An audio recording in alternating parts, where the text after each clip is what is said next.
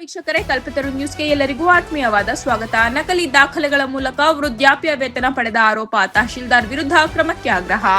ತುಮಕೂರು ತಾಲೂಕಿನ ಚೇಳೂರು ಹೋಬಳಿಯ ಸಂಗನಹಳ್ಳಿ ಗ್ರಾಮದಲ್ಲಿ ಆಧಾರ್ ಕಾರ್ಡ್ ದುರುಪಯೋಗ ಪಡಿಸಿಕೊಂಡು ನಕಲಿ ದಾಖಲೆಗಳ ಮೂಲಕ ಸಂಧ್ಯಾ ಸುರಕ್ಷಾ ಹಾಗೂ ವೃದ್ಧಾಪ್ಯ ವೇತನ ಪಡೆದು ಸರ್ಕಾರದ ಖಜಾನೆಗೆ ವಂಚನೆ ಮಾಡಲಾಗಿದೆ ಎಂದು ದಲಿತ ಮುಖಂಡರು ಹಾಗೂ ಮಾನವ ಹಕ್ಕುಗಳ ಸಂಘಟನೆಯ ಪದಾಧಿಕಾರಿಗಳು ಆರೋಪಿಸಿದ್ದಾರೆ. ಈ ಪ್ರಕರಣಕ್ಕೆ ಸಂಬಂಧಿಸಿದಂತೆ ಎಲ್ಲ ಸಾಕ್ಷ್ಯಾಧಾರಗಳು ಹಾಗೂ ದಾಖಲೆಗಳೊಂದಿಗೆ ಚೇಳೂರು ಪೊಲೀಸ್ ಠಾಣೆಗೆ ದೂರು ನೀಡಿದ್ದರೂ ಪೊಲೀಸರು ತಹಶೀಲ್ದಾರ್ ಅವರೊಂದಿಗೆ ನಿರ್ದೇಶನ ಬಂದ ಬಳಿಕ ಎಫ್ಐಆರ್ ದಾಖಲಿಸುವುದಾಗಿ ಹೇಳಿ ಪ್ರಕರಣದ ಜವಾಬ್ದಾರಿಯನ್ನು ತಾಲೂಕು ಆಡಳಿತದತ್ತ ತೋರಿದ್ದಾರೆ ಎಂದು ಸಂಘಟನೆ ಆರೋಪಿಸಿದೆ. ಈ ಹಿನ್ನೆಲೆಯಲ್ಲಿ ಮುಖಂಡರು ತಹಶೀಲ್ದಾರ್ ಅವರನ್ನು ಭೇಟಿ ಮಾಡಿ ಕ್ರಮ ಕೈಗೊಳ್ಳಲು 3 ದಿನಗಳ ಕಾಲಾವಕಾಶ ನೀಡಿದ್ದರು. ಆದರೆ ಯಾವುದೇ ಕ್ರಮ ಕೈಗೊಳ್ಳದ ಹಿನ್ನೆಲೆಯಲ್ಲಿ ತಹಶೀಲ್ದಾರ್ ವಿರುದ್ಧ ಅಸಮಾಧಾನ ವ್ಯಕ್ತಪಡಿಸಿದ್ದಾರೆ. ತಮ್ಮ ಮನವಿಗೆ ತಹಶೀಲ್ದಾರ್ ಉಡಾಫೆಯಾಗಿ ಪ್ರತಿಕ್ರಿಯಿಸಿ ಕಚೇರಿಯಿಂದ ಹೊರಗೆ ಕಳುಹಿಸಿ ಅವಮಾನಿಸಿದ್ದಾರೆ ಎಂದು ಅಂಬೇಡ್ಕರ್ ಸ್ವಾಭಿಮಾನಿ ಜನಸೇನೆ ಮಹಿಳಾ ರಾಜ್ಯಾಧ್ಯಕ್ಷರು ಹಾಗೂ ಮಾನವ ಹಕ್ಕುಗಳ ಸಂಘಟನೆ ಅಧ್ಯಕ್ಷರಾದ ಇಷ್ಟರ್ ಸುಲ್ತಾನ ಆರೋಪಿಸಿದ್ದಾರೆ. ನಾವು ಎಲ್ಲಾ ಕಾಗದ ಪತ್ರಗಳು ಹಾಗೂ ಸಾಕ್ಷ್ಯಾಧಾರಗಳನ್ನು ನೀಡಿದ್ದರೂ ಎಫ್ಐಆರ್ ದಾಖಲಿಸದೆ ನಿರ್ಲಕ್ಷ್ಯ ವಹಿಸಲಾಗಿದೆ. ಸಾರ್ವಜನಿಕರ ಸೇವಕರಾದ ಅಧಿಕಾರಿಗಳು ಈ ರೀತಿ ನಡೆದುಕೊಳ್ಳುವುದು ಖಂಡನೀಯ. ಸಂವಿಧಾನ ನೀಡಿರುವ ಹಕ್ಕುಗಳಿಗಾಗಿ ಹೋರಾಡುವವರನ್ನು ಅವಮಾನಿಸುವ ಅಧಿಕಾರಿಗಳ ವಿರುದ್ಧ ಕ್ರಮ ಕೈಗೊಳ್ಳಬೇಕು ಎಂದು ಇಶ್ರತ್ ಸುಲ್ತಾನ ಒತ್ತಾಯಿಸಿದ್ದಾರೆ. ನಾಳೆ ಜಿಲ್ಲಾಧಿಕಾರಿ ಕಚೇರಿಗೆ ಮುತ್ತಿಗೆ. ಪ್ರಕರಣಕ್ಕೆ ಸಂಬಂಧಿಸಿದಂತೆ ಕರ್ತವ್ಯ ಲೋಪ ಹಾಗೂ ಅವಮಾನ ಮಾಡಿದ ಆರೋಪದ ಹಿನ್ನೆಲೆಯಲ್ಲಿ ತಹಶೀಲ್ದಾರ್ ಅವರನ್ನು ಅಮಾನತುಗೊಳಿಸಬೇಕು ಹಾಗೂ ವಂಚನೆ ಆರೋಪ ಎದುರಿಸುತ್ತಿರುವ ದಂಪತಿ ವಿರುದ್ಧ ಎಫ್ಐಆರ್ ದಾಖಲಿಸಬೇಕು ಎಂದು ಆಗ್ರಹಿಸಿ ನಾಳೆ ಜಿಲ್ಲಾಧಿಕಾರಿ ಕಚೇರಿಗೆ ಮುತ್ತಿಗೆ ಹಾಕುವುದಾಗಿ ಸಂಘಟನೆ ಪದಾಧಿಕಾರಿಗಳು ತಿಳಿಸಿದ್ದಾರೆ. ಜಿಲ್ಲಾಧಿಕಾರಿ ಮಟ್ಟದಲ್ಲಿ ನ್ಯಾಯ ದೊರಕದಿದ್ದರೆ ಹೋರಾಟವನ್ನು ಕಂದಾಯ ಆಯುಕ್ತರ ಕಚೇರಿ ಹಾಗೂ ವಿಧಾನಸೌಧದವರೆಗೆ ವಿಸ್ತರಿಸಲಾಗುವುದು. ನ್ಯಾಯ ದೊರಕುವವರೆಗೂ ಜಿಲ್ಲಾಧಿಕಾರಿ ಕಚೇರಿ ಮುಂಭಾಗ ಸತ್ಯಾಗ್ರಹ ನಡೆಸಲಾಗುವುದು ಎಂದು ಎನ್ ಕುಮಾರ್ ರಂಗಸ್ವಾಮಿ ಹಾಗೂ ಇಷ್ಟರ್ ಸುಲ್ತಾನ ಎಚ್ಚರಿಸಿದ್ದಾರೆ. ವರದಿ ಉದಯ್ ಕುಮಾರ್, ಕಲ್ಪತರು ನ್ಯೂಸ್, ತುಮಕೂರು. ಎನ್ ಕುಮಾರ್ ಅಂತ, ಡಾಕ್ಟರ್ BR ಅಂಬೇಡ್ಕರ್ ಸ್ವಾಭಿಮಾನಿ ಜನಸೇನೆ ಸಂಸ್ಥಾಪಕ ರಾಜ್ಯಾಧ್ಯಕ್ಷ, ಕರ್ನಾಟಕ. ನಾವು ಚೇಳೂರು ಹೋಬಳಿ ಸಂಗನಹಳ್ಳಿ ಗ್ರಾಮದಲ್ಲಿ ಏನು ವೃದ್ಧಾಪ್ಯ ವೇತನದ ಬಗ್ಗೆ ಜನ್ಮ ದಿನಾಂಕವನ್ನು ತಿದ್ದುಪಡಿ ಮಾಡಿ ಸುಮಾರು 18 ವರ್ಷಗಳಿಂದ ಸರ್ಕಾರದ ಖಜಾನೆಗೆ ವಂಚನೆ ಮಾಡಿ ಹಣವನ್ನು ಪಡ್ಕೊಂಡು 2,16,000 ಹಣವನ್ನು ಅವರ ಅಕೌಂಟ್ಗೆ ಜಮಾ ಆಗಿದೆ.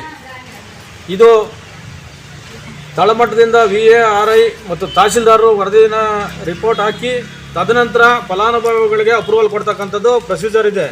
ತಹಶೀಲ್ದಾರರು ಇಲ್ಲಿ ಮುಖ್ಯಸ್ಥರಾಗ್ತಾರೆ.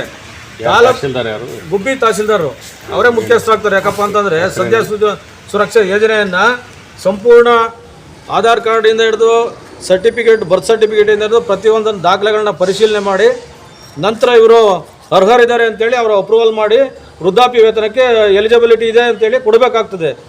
ಆದರೆ ಇವರು ದಾಖಲೆಯನ್ನು ಪರಿಶೀಲನೆ ಮಾಡಿದಾರೋ ಬಿಟ್ಟಿದಾರೋ ಅಥವಾ ಇವರೇನಾದ್ರೂ ಇದರಿಂದ ಒಂದು ಷಡ್ಯಂತ್ರ ಇದೆಯಾ ಅಂತಕ್ಕಂಥದ್ದು ನಮ್ಗೆ ಅನುಮಾನ ಬರುತ್ತೆ. ಯಾಕೆ ಅನುಮಾನ ಬರುತ್ತಪ್ಪ ಅಂತಂದರೆ ನಾವು ಹೋಗಿ 3 ದಿವಸದ ಹಿಂದೆ ನಾವು 5ನೇ ತಾರೀಕು ಚೇಳೂರು ಸ್ಟೇಷನ್ಗೆ ಕಂಪ್ಲೇಂಟ್ ಕೊಡ್ತೀವಿ. ತದನಂತರ ಅದೇ ದಿವಸ ತಹಶೀಲ್ದಾರ್ಗೂ ಕೂಡ ಒಂದು ಕಂಪ್ಲೇಂಟ್ ಕೊಡ್ತೀವಿ. ನೋಡಿ, 2 ಫಲಾನುಭವಿಗಳು ಈ ಥರ ವಂಚನೆ ಮಾಡಿದ್ದಾರೆ, ಸರ್ಕಾರದ ಖಜಾನೆಗೆ ನಷ್ಟ ಆಗಿದೆ, ಇವ್ರ ವಿರುದ್ಧ ಕ್ರಮ ತಗೋಬೇಕು, ನಿಮ್ಮಿಂದ ಪೊಲೀಸ್ ಸ್ಟೇಷನ್ಗೆ ಒಂದು ವರದಿ ಕೊಡಿ, ಅವರು ಇಮಿಡಿಯೇಟ್ಲಿ FIR ಮಾಡ್ತಾರೆ, ಸಬ್ ಇನ್ಸ್ಪೆಕ್ಟರ್ ನಮ್ಗೆ ಈ ಥರ ಹೇಳಿದ್ದಾರೆ ಅಂತೇಳಿ ನಾವು ಮಾಹಿತಿ ಹೇಳ್ತೀವಿ.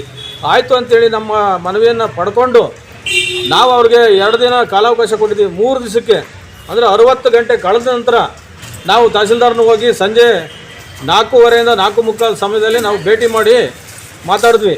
ಮೇಡಮ್ ಅವರೇ, ನಾವು ಮೊನ್ನೆ ಅರ್ಜಿ ಕೊಟ್ಟೋಗಿದ್ವಿ, ಈ ಅರ್ಜಿ ಬಗ್ಗೆ ಏನು ಕ್ರಮ ತಗೊಂಡಿದ್ದೀರಾ, ಪರಿಶೀಲನೆ ಮಾಡಿದ್ದೀರಾ, ಪೊಲೀಸ್ ಸಬ್ ಇನ್ಸ್ಪೆಕ್ಟರ್ಗೆ FIR ಮಾಡಲಿಕ್ಕೆ ಹೇಳಿದ್ದೀರಾ, ಸೂಚನೆ ಕೊಟ್ಟಿದ್ದೀರಾ ಅಂತಂದರೆ FIR ಎಲ್ಲ ಮಾಡೋಕ್ಕಾಗಲ್ಲ, ನಾನು ಅದನ್ನೆಲ್ಲ ಒಪ್ಕೊಂಡಿಲ್ಲ, ನನಗೆ ಕೆಲಸ ಮಾಡೋದು ಗೊತ್ತಿದೆ, ನಾನು ಮಾಡ್ತೀನಿ, ನೀವು ಎದ್ದೋಗಿ ಆಚೆಗೆ ಅಂತ ಹೇಳ್ಬಿಟ್ಟು ವಾಚ್ಮ್ಯಾನ್ಗೆ ಬೆಲ್ ಮಾಡಿ ಕರೆದು ಇವ್ರನ್ನ ಆಚೆಗೆ ಕಳಿಸ್ರಿ ಅಂತ ಹೇಳ್ತಾರೆ.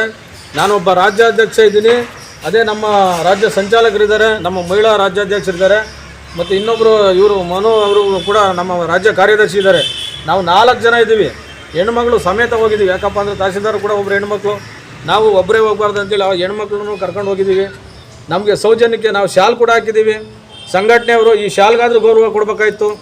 ಈ ಶಾಲ್ಗೆ ಅವಮಾನಿಸಿರ್ತಕ್ಕಂಥದ್ದು ನಮ್ಗೆ ಅವಮಾನಿಸ್ತಕ್ಕಂಥದ್ದಲ್ಲ, ಬಾಬಾ ಸಾಹೇಬ್ ಅಂಬೇಡ್ಕರ್ ಅವ್ರಿಗೆ ಅವಮಾನ ಮಾಡಿರ್ತಕ್ಕಂಥದ್ದು.